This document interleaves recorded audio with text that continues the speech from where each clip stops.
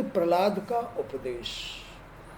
भक्त प्रहलाद जैसे भगवान की भक्ति में, बगैर भगवान की भक्ति के ज्ञान नहीं आता है, और वही आदमी उपदेश दे सकता है जो भगवान का भक्त होगा। तो ऐसे ही प्रहलाद भगवान का भक्त था।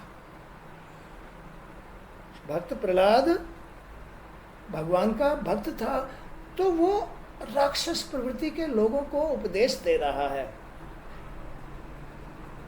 हिरण्याकुश का बेटा था प्रहलाद, लेकिन हिरण्याकुश तो बड़ा दुष्ट था। ये हिरण्याकुश, रावण और शिशुपाल और कंस, ये सारे के सारे, ये कुंभकर्ण वगैरह, ये सब भगवान नारायण के बैकुंठ के पहरेदार थे। लेकिन इन्होंने ऋषियों को, ब्रह्मा के पुत्र ऋषियों को अंदर भगवान के दर्शन करने से रोक दिया गेट पे, बैकुंठ के गेट पर, कि तुम अंदर नहीं जाओगे, भगवान विश्राम कर रहे हैं। भाई भगवान के भक्त को या भगवान के दर्शन करने वाले को कोई भी रोकता है या उसको कष्ट देता है तो उसे नरक में जाना पड़ता है। इसलिए भगवान के भक्त को कभी भी ना भगवान की पूजा में विघ्न डालना चाहिए, ना उसकी भक्ति में विघ्न डालना चाहिए। वो अगर भगवान के दर्शन कहीं करने जा रहा है तो भी नहीं रोकना चाहिए, नहीं तो वो नरक में जाएगा। तो ये जय और विजय बैकुंठ के पहरेदार थे। जय और विजय बैकुंठ के पहरेदार थे, भगवान नारायण के पार्षद थे, पहरेदार थे। इन्होंने ब्रह्मपुत्र ऋषियों को, सनक, सनंदन, सनत कुमार, ये वगैरह 4 ऋषि थे, इनको वहां जाने से रोक दिया। इन्हें वहां जाने से रोक दिया। तो इन ऋषियों ने इनको श्राप दे दिया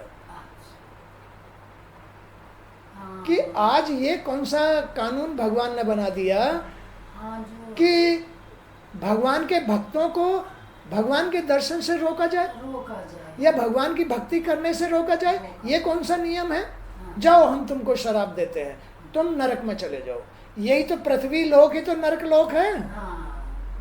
ये पृथ्वी लोक ही नरक लोक है, जिसमें बार बार जन्म होता है और मरण होता है, जिसमें दुख सुख भोगे जाते हैं। यही नरक लोक है। अब अंदर से तुरंत भगवान उठ के आए। भगवान ने कहा, हे सप्तऋषियों, हे ऋषियों, सनत, सनत कुमार, मैं आपसे क्षमा चाहता हूँ। भगवान क्षमा मांग रहे हैं भक्तों से कि भगवान आपको हमसे क्षमा मांगने की जरूरत नहीं है, हम तो स्वयं आपके भक्त हैं, आपके दर्शन करने के लिए आए थे। इन पहरेदारों को आपने कहाँ से लाके रख लिया जिन्होंने हमें आपके दर्शन से रोक दिया?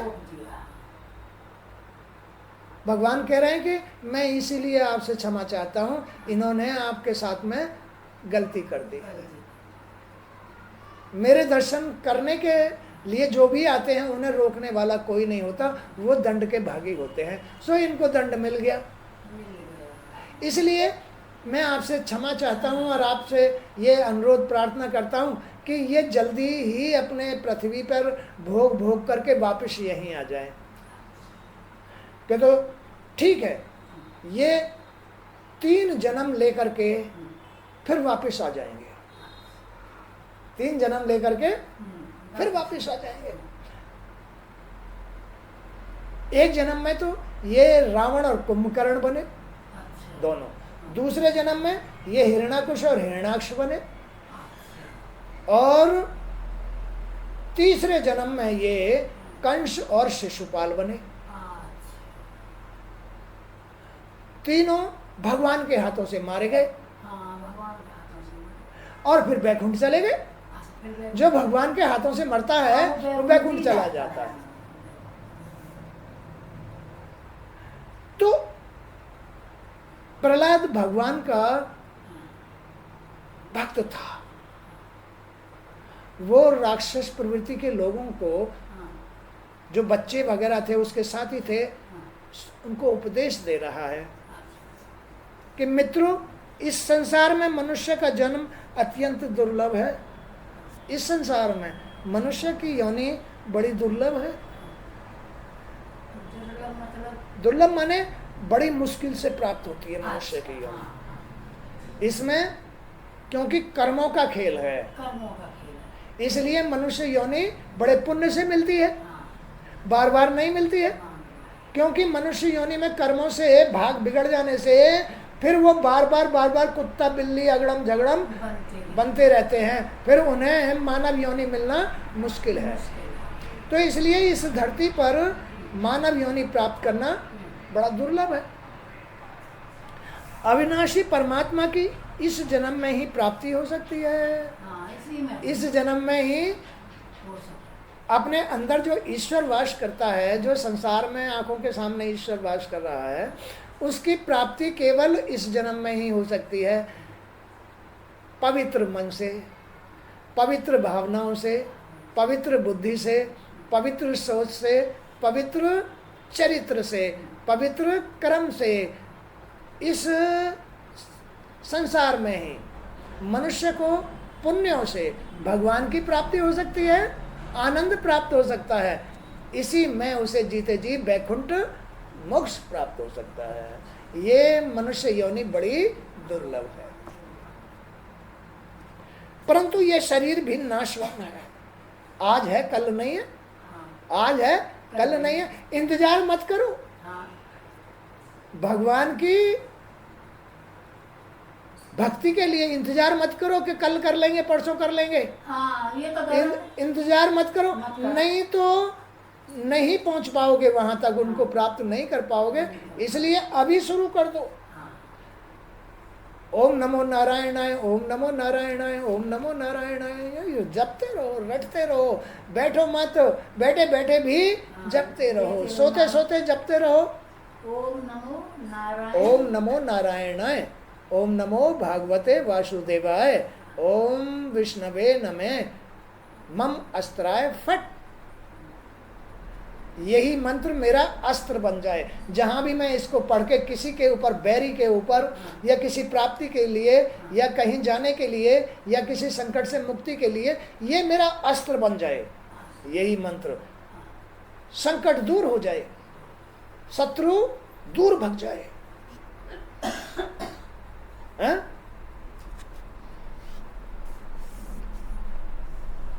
तो इस संसार में मनुष्य का जन्म अत्यंत दुर्लभ है। अविनाशी परमात्मा की इस जन्म में ही प्राप्ति हो सकती है। परंतु यह शरीर भी नाशवान है। देर मत करो, आज है कल नहीं है। और जीवन अस्थिर है। जीवन, शरीर नाशवान है और जीवन का कुछ अता पता नहीं है। अस्थिर है ये, कभी सुख आ जाता है, कभी दुख आ जाता है, कभी रोग आ जाते हैं, कभी कुछ आ जाता है। तो ये जीवन भी अस्थिर है और शरीर भी नाशवान है। देर मत करो परमात्मा की, क्योंकि ये जन्म इसके लिए ही हुआ है। और इसे ही भूल जाता है, फिर किस में लग जाता है? बेकार की बातों में लग जाता है।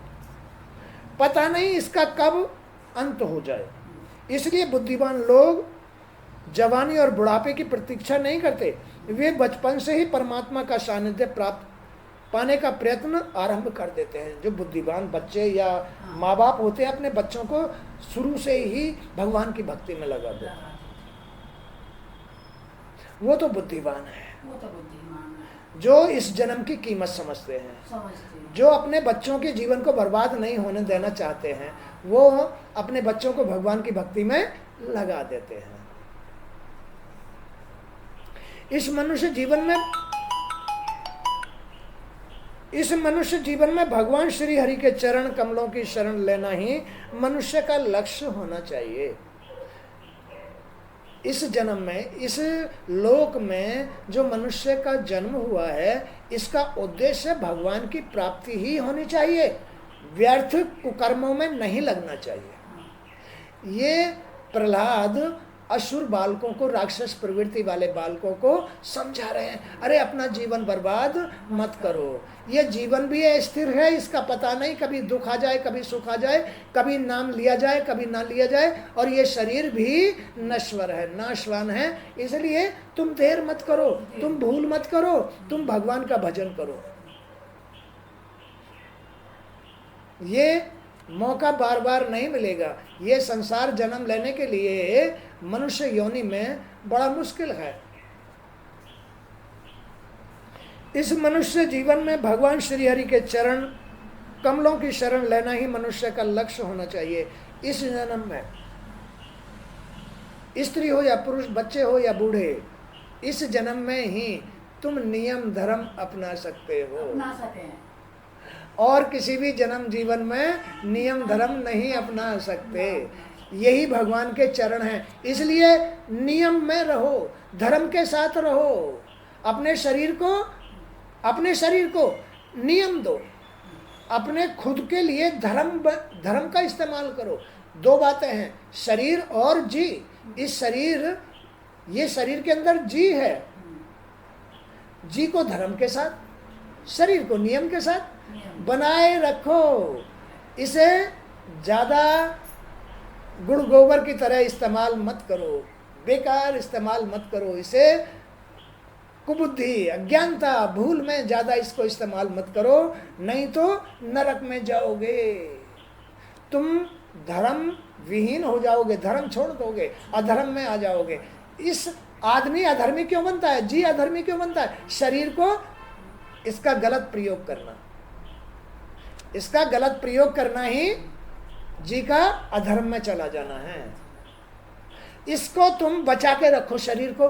तुम्हें बिगड़ा हुआ यानी अधर्म भी धर्म में बदल जाएगा, यानी तुम्हारा जी बिगड़ा हुआ भी सुधर जाएगा। तुम इसके नियम दो, जल्दी उठो, शौच जाओ, स्नान करो, साफ सफाई करो, कपड़ों की सफाई करो, बिछौनों की सफाई करो, ओढ़ने के कपड़ों की सफाई करो। भगवान का काम करो, उनको स्नान कराओ, वस्त्र पहनाओ, उनको धूप दीप दे करके आराधना प्रार्थना करो, फिर उनका नाम जपो। यही नियम धर्म है, यही शरीर के नियम और खुद के धर्म हैं। तो भगवान के चरण, इस मनुष्य जीवन में भगवान श्री हरि के चरण कमलों की शरण लेना ही मनुष्य का लक्ष्य होना चाहिए। इसी से जीवन सफल हो जाता है, इसी से जीवन सफल हो जाएगा। इसी से तुम शरीर के नियम दोगे, तुम धर्म में रहोगे, गलती नहीं करोगे, बुराई में नहीं जाओगे, बुरा नहीं खाओगे, या ऐसी कोई गलत इच्छा पैदा नहीं करोगे जिससे कि तुम्हारा धर्म चला जाए, तो इसी जन्म में मोक्ष हो जाओगे। जी विकारी नहीं होना चाहिए, जी लालची नहीं होना चाहिए, जी अशुद्ध नहीं होना चाहिए, जी पवित्र होना चाहिए, तो बस हो गया मोक्ष। अब जी में ही सारी गड़बड़ होती है, जी में ही विकार होते हैं, जी में ही लोभ होता है, स्वार्थ होता है, क्रोध होता है, और नरक होते हैं, नरकीय कर्म जी में होते हैं। बस नरकीय जी नरक में ही जाएगा, जैसा उसका जी है वैसा ही लोक में लेगा। इसलिए जी से साफ रहना चाहिए। अब ये प्रहलाद क्योंकि भगवान का भक्त है, भगवान के भक्तों को ही ज्ञान मिलता है, भगवान अपने भक्तों को ही ज्ञान देता है, जीने का ज्ञान, मोक्ष होने का ज्ञान, आनंद लेने का ज्ञान, सुखी रहने का ज्ञान भगवान भक्तों को ही देता है, और किसी को नहीं देता। पागलों को नहीं देता, दुर्बुद्धि लोगों को नहीं देता, जो पापी है उनको नहीं देता, जो विषय विकारों में लिप्त रहते हैं बस उनको नहीं देता ना, उनको नहीं देता, उनका ज्ञान छीन लेता है। खेल समझ में आ गया? इसी से मनुष्य का यही लक्ष्य होना चाहिए, और इसी से जीवन सफल हो पाता है। परमात्मा को हम क्यों याद करते हैं? क्योंकि परमात्मा ही समस्त प्राणियों के स्वामी, प्रियतम, कल्याणकर्ता और आत्मा है। पवित्रता, आत्मा क्या चीज है? इस शरीर का, इन ज्ञानेंद्रियों का, आंखों का, कानों का, ये पवित्र हो जानी चाहिए। बस बन गई, यही आत्मा बन जाती है। ये शरीर ही तुम्हारा पवित्र होने पर आत्मा कहलाता है। आत्मा में कोई जी नहीं होता है, कोई इच्छा नहीं होती है। पवित्रता में कोई इच्छा नहीं होती। शुद्धता में, भगवान की श्रद्धा में, भक्ति में पवित्रता आती है और पवित्रता में कोई भी इच्छा नहीं होती है। बस भगवान का भजन है, तो ये आत्मा बन जाती है। ये शरीर, ज्ञानेंद्रिय, कर्मेंद्रिय कुछ नहीं रहता। फिर जैसे हमारी आंख देख रही है, आंख देखने का काम कर रही है, कान सुनने का काम कर रहे हैं, मुंह खाने का काम कर रहा है, ऐसे ही गुदा ये सब बाथरूम आदि, लैट्रिन त्याग, मल त्याग करने का काम कर रहे हैं। फिर इन नालियों में क्यों लेट रहे हो? क्यों लेट रहे हो? मूर्ख लोग हैं, अज्ञानी हैं। अरे गंगा जी नहा के आओ, नाले में क्यों नहा रहे हो? नाले में क्यों नहाते हो? मूर्ख हो तुम क्या? नियम धर्म नहीं है, भगवान की कृपा नहीं है, इन्हें पता नहीं है गंगा जी में नहाने से ही पुण्य मिलते हैं, पाप कटते हैं। गंगा जी पवित्रता में रहने से ही, मन की शुद्धि में ही, ज्ञानेंद्रिय कर्मेंद्रिय की शुद्धि में, तन की शुद्धि में ही पाप कटते हैं। ज्ञान नहीं है, मूर्ख हैं, इसलिए नालों में नहा रहे हैं।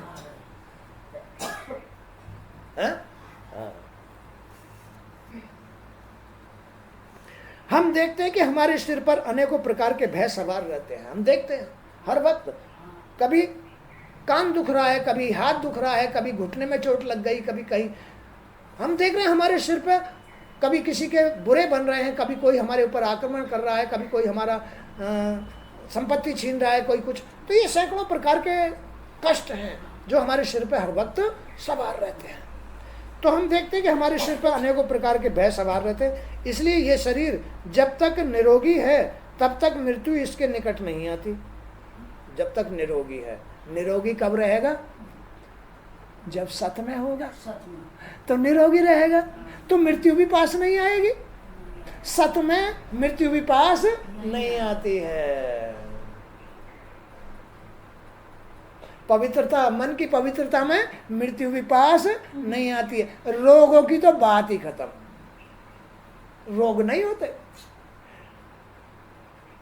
टेंशन नहीं होती, आंख नहीं दुखती, आंख नहीं दुखती, कान नहीं दुखते, हाथ पैर नहीं थकते, कितना ही काम करा लो। मन करेगा और काम होना चाहिए, और काम होना चाहिए, लेकिन सत्पुरुष उसका ही मन कहेगा मेरा घर साफ सुथरा होना चाहिए, मेरा मन साफ सुथरा होना चाहिए। साफ सुथरे मन का तो आनंद ही कुछ और है। साफ सुथरे मन का आनंद कुछ और है, और गंदे मन का आनंद, अरे उठा नहीं जा रहा, अरे आज बुखार आ गया, अरे मेरे को नहीं चला जा रहा, मुंह पिल्ला जैसा निकल आता है, चेहरे फक पड़ जाते, पीले पड़ जाते हैं। क्यों? मन की गंदगी में, मन की गंदगी में ये हाल होता है। तो यही कह रहे हैं कि हम देखते हैं कि हमारे सिर पे अनेक प्रकार के भय सवार रहते हैं। इसलिए ये शरीर जब तक निरोगी है तब तक मृत्यु इसके निकट नहीं आती है, तब तक यह अपने कल्याण के लिए प्रयत्न कर सकता है। अरे तब तक तो कर लो, जब तक तुम्हारा मन शुद्ध है तब तक कर लो। और ब्रह्मा जी ने मनुष्य की आयु 100 वर्ष की निश्चित की है। ब्रह्मा जी, हर आदमी 100 वर्ष की आयु लेके आता है। कोई 20 वर्ष में मर जाता है, कोई 50 में मर जाता है, कोई 60 में मर जाता है, कोई 70 में मर जाता है, 100 तक कोई पहुंचता ही नहीं है। अब जितनी उम्र घट रही है समझ लो इसने इतने कुकर्म किए हैं। जो जितनी जल्दी मर रहा है उसका मन उतना ही गंदा था, उसका मन उतना ही गंदा था, क्योंकि मन की गंदगी से ही रोगों ने उसे खत्म कर दिया। और जो 100 साल का होके मरता है वो मन का सच्चा पवित्र अपने शरीर से, अपनी ज्ञानेंद्रिय कर्मेंद्रियों से पवित्र रहा है, उसने भगवान का भजन किया है, तो ही वो 100 साल तक पहुंच सकता है, अन्यथा नहीं पहुंच सकता, पहले चला जाता है।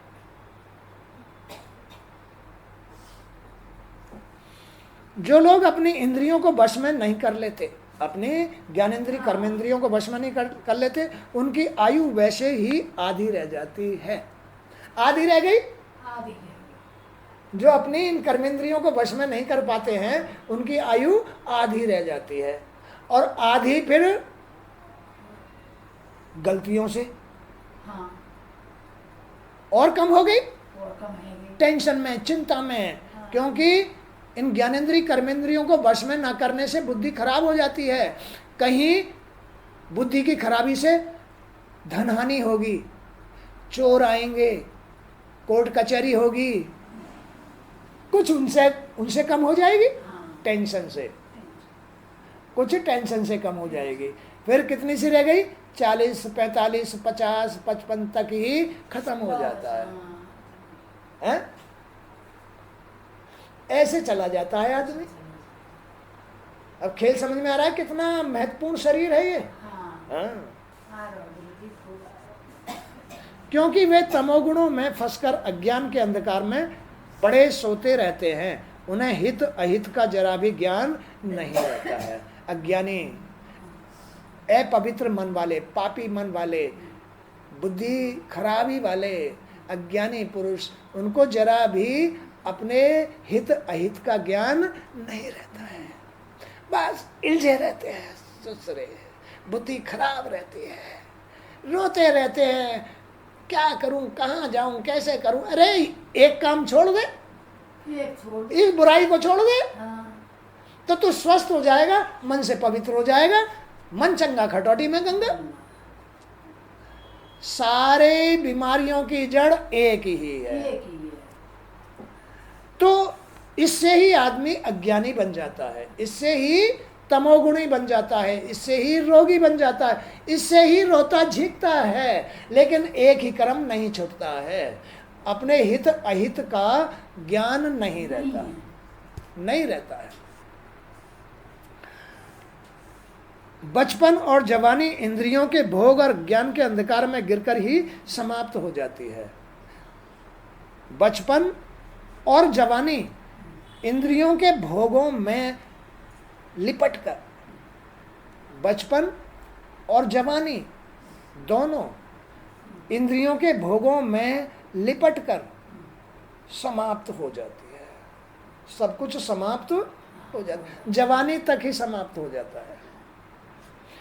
कह रहे हैं बचपन और जवानी इंद्रियों के भोग और अज्ञान के अंधकार में गिरकर ही समाप्त हो जाते। जब बुढ़ापा आता है तो कुछ करने की सामर्थ्य नहीं रह पाती है उसमें। इस बीच में भी जीवन की अनेक अभिलाषाएं और कामनाएं सारा समय नष्ट कर डालती है। बुढ़ापे में भी बहुत सारी इच्छाएं लगी रहती है। खत्म नहीं हुआ ये महल, मन का महल, ये बुद्धि की खराबी बुढ़ापे में भी खत्म नहीं हुई। तो फिर बुढ़ापा भी खत्म कर लिया।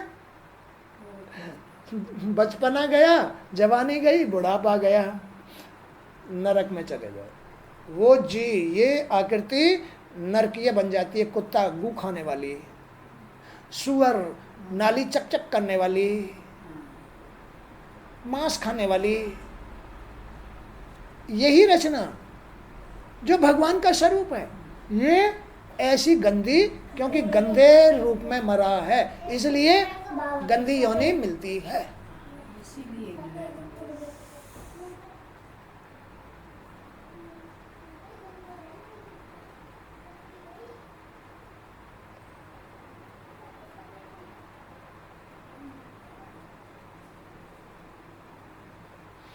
कोई क्या कर सकता है, हैं? कोई किसी के लिए क्या कर सकता है? जो करना है खुद को करना है। अपने आप को संभाल लो। दुनिया को आता पता है कि हम बुराई में घुसे हुए हैं। क्यों घुस रहे हो भाई बुराई में? और फिर सिफारिश लगाते हो बुराई के लिए कि जी मेरी जरा सिफारिश कर दो जज साहब से, मेरी सिफारिश कर दो फलाने आदमी से। अरे क्यों सिफारिश करा रहा है तू? इस बुराइयों को छोड़ दे, तो किसी से सिफारिश कराने की जरूरत नहीं पड़। फिर तो तेरा एक हिमायती ही तेरी सारी समस्याओं को हल कर देगा।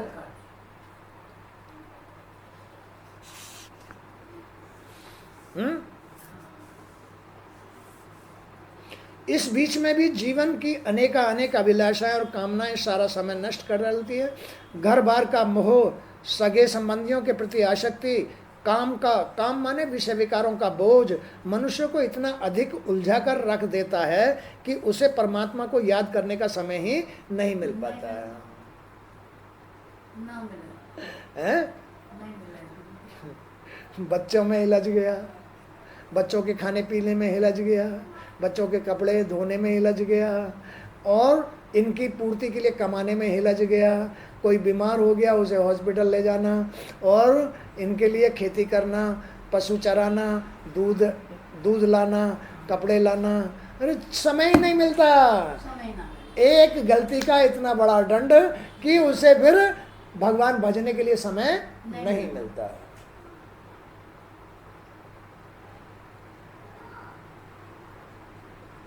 भगवान का रूप है ये भगवान का रूप है। अब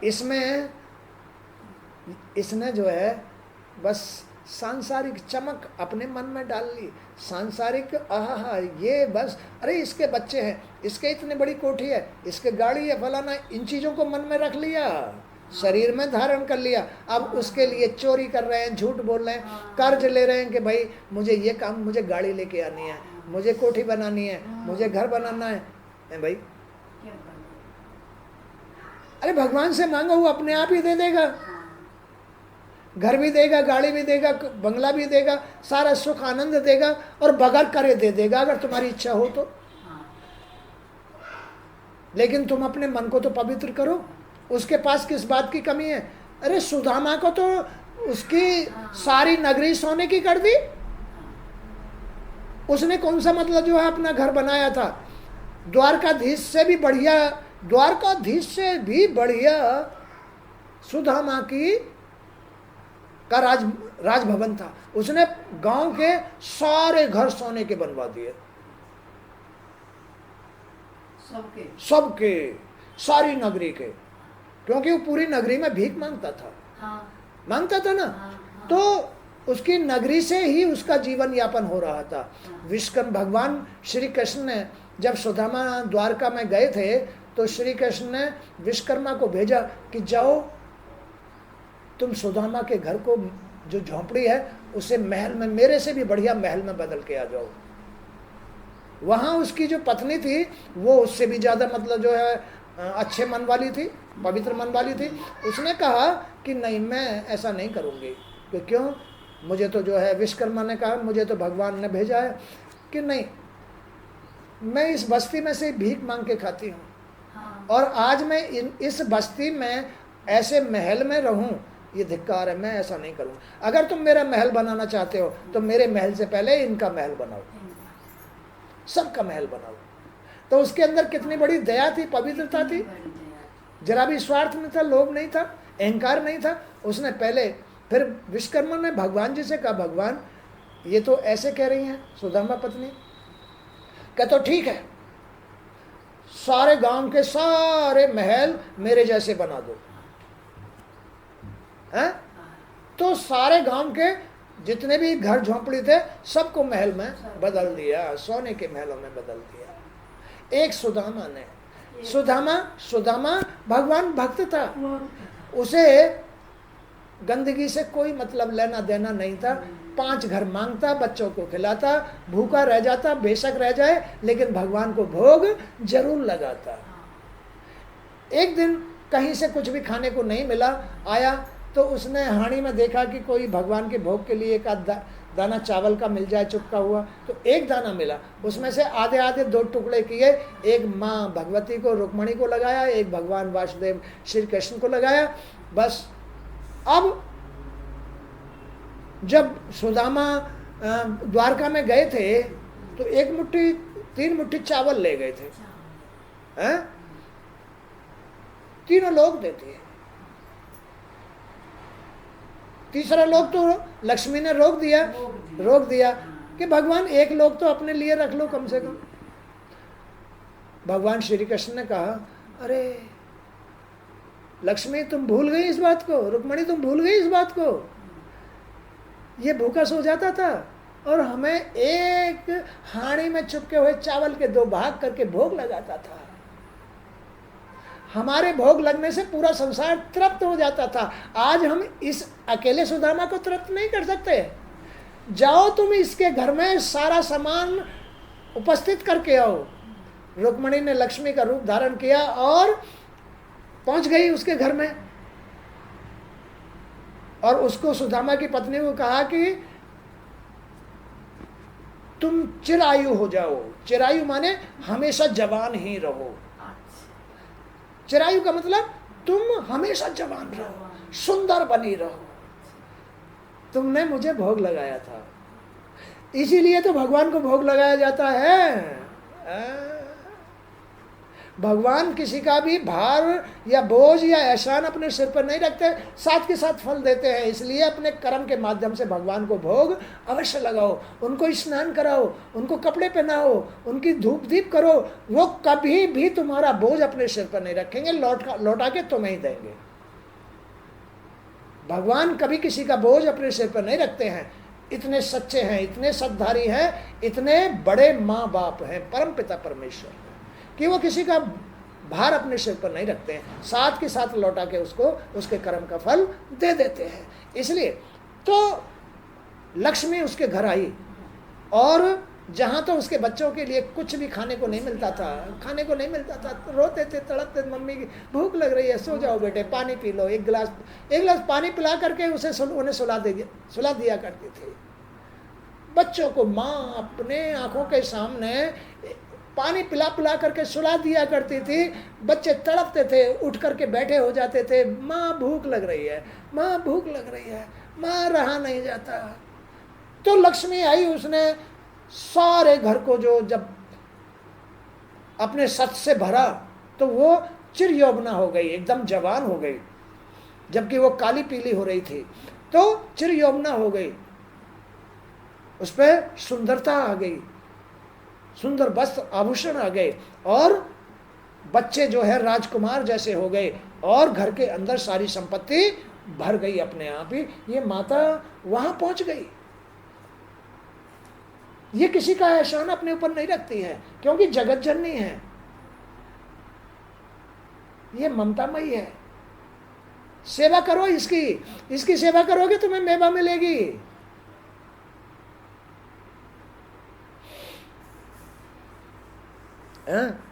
तो घर बार का मोह, सगे संबंधियों के प्रति आसक्ति, काम का बोझ मनुष्य को इतना अधिक उलझा कर रख देता है कि उसे परमात्मा को याद करने का समय ही नहीं मिल पाता। सारी उम्र यूं ही बीत जाती है विषय विकारों में। नरक में जाने के लिए तैयार हो जाता है, लेकिन भगवान को भजने का ध्यान मन नहीं करता। क्यों नहीं करता? मन में तो निरे विकार भरे हुए हैं, गंदगी भरी हुई है, कहाँ करेंगे।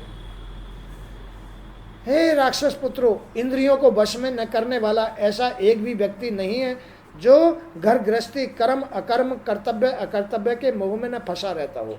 एक भी इस धरती पर एक भी आदमी ऐसा नहीं है जो घर गृहस्थी के विषय विकारों के बोझ में न दबा हुआ हो। इसलिए तुम भगवान भजन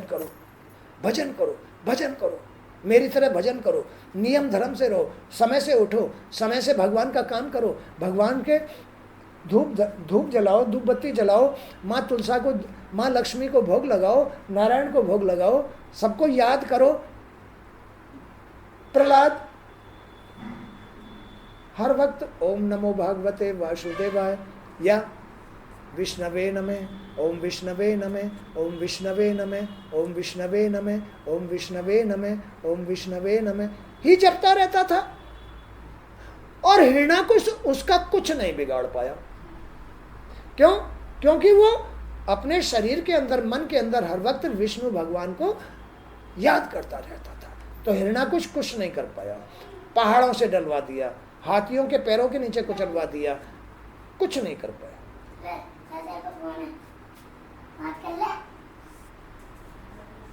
इंद्रियों को वश में करने वाला ऐसा एक भी व्यक्ति नहीं है जो घर गृहस्थी, कर्म अकर्म, कर्तव्य अकर्तव्य के मोह में न फंसा रहता हो।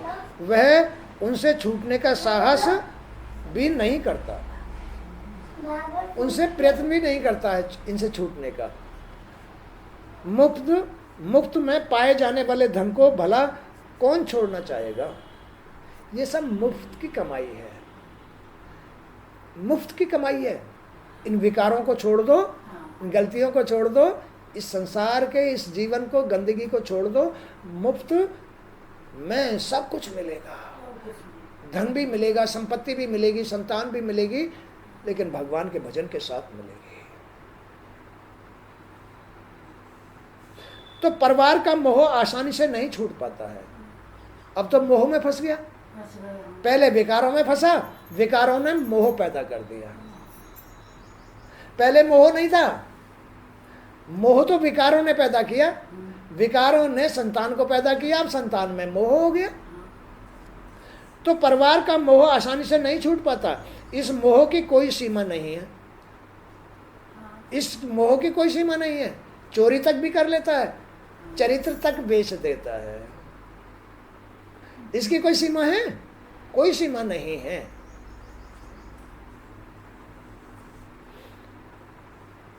ये विविध रूपों में मनुष्य के मन को भरमाता रहता है। मोह मन को अनेक तरीके से भरमाता।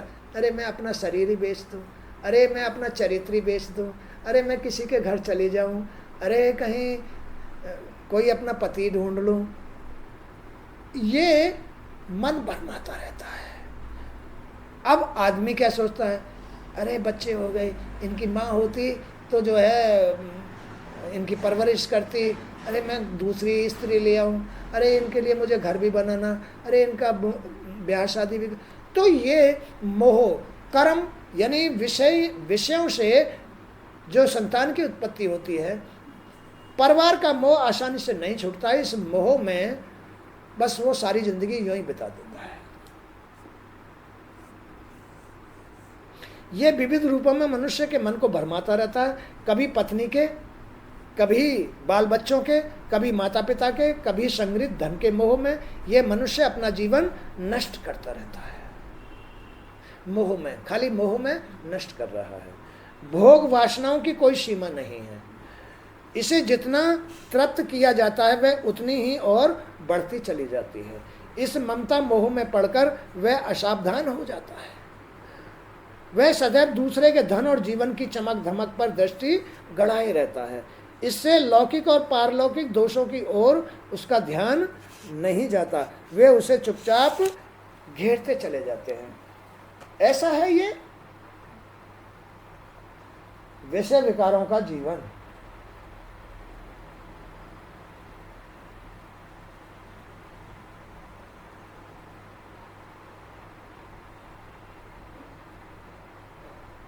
ऐसा है ये विषय विकारों का जीवन, ऐसा है ये सांसारिक जीवन, जिसमें विषयों के माध्यम से मोह, ममता और जीवन सब कुछ नष्ट हो जाता है। मोह ममता में, मोह में, चिपक में वो अपने को इनसे फिर अलग नहीं कर पाता है। भगवान की लीला है, भगवान की बनाई हुई सृष्टि है। नरक में जाने वाली भी, नरक से उभरने की भी ज्ञान की जरूरत है, भागवत सुनने की जरूरत है। भागवत सुन लो, सारा ज्ञान हो जाएगा, इसका क्या चक्कर है। तो इस संसार में मोह में, विषय विकारों में ना उलझ के अपनी गति का ध्यान करो, अपने मोक्ष का ध्यान करो, नहीं तो ये तुम्हारे काम नहीं आएंगे। जब तुम बूढ़े हो जाओगे, जब तुम बुढ़ापे में बीमार हो जाओगे, तो ये तुम्हारी उंगली नहीं पकड़ेंगे,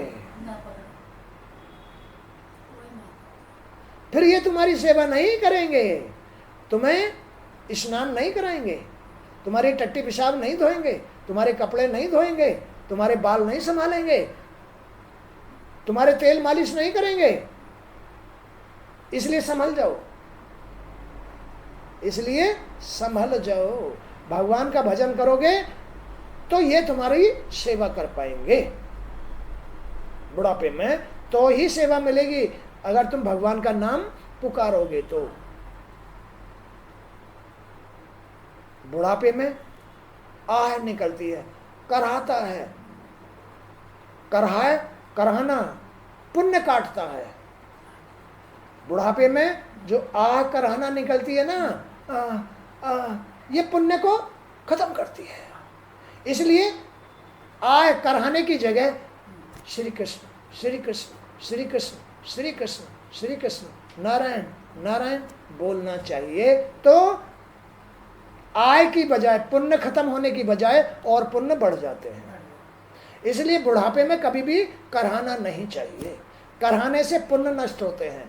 इसलिए कराहने की जगह राम राम निकालो, कृष्णा कृष्णा निकालो, कीर्तन करो, नारायण नारायण निकालो, तो तुम्हारे पुण्य तुमको कोई तकलीफ ही नहीं होने देंगे। बुढ़ापे में कभी कराहना नहीं चाहिए। बुढ़ापे में वो सामग्री तैयार कर लो, भागवत सुन के, भगवान का नाम जप के, गोविंद गोविंद जप के, वो सामग्री तैयार कर लो जो जीभ पैसा है उनका नाम ना हटे और कराहना ना आए। कराहना माने शरीर दुखना या सिर में दर्द होना या कोई अपनी सेवा नहीं करना, तो ये सब कराहने का रूप है। इसलिए अंदर से कराहट ना निकले, अपने जबान पर राम का नाम रखो तो कराहट नहीं आएगी, पुण्य खत्म नहीं होंगे। नहीं तो कराहने में ही जिंदगी, बुढ़ापा निकल जाएगा, कराहने में ही निकल जाएगा। तो इस तरह से अपने जीवन का मनुष्य को ध्यान रखना चाहिए।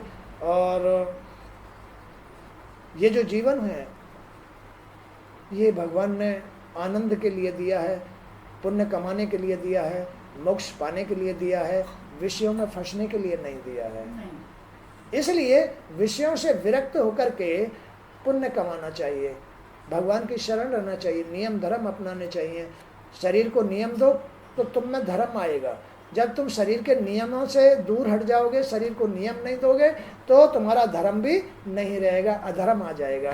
इसलिए नियम धर्म को अपनाओ और भगवान के भक्त बन जाओ और अपनी गति सुधार के मोक्ष चले जाओ। ये इस जन्म का अर्थ, यही प्रहलाद ने राक्षस पुत्रों को, अपने मित्रों को समझाया था। आज का सत्संग यहीं तक। जय श्री कृष्ण। और वीडियो बना रहे हो है ना, वीडियो निकाल रहे हो, निकाल रहा हूँ।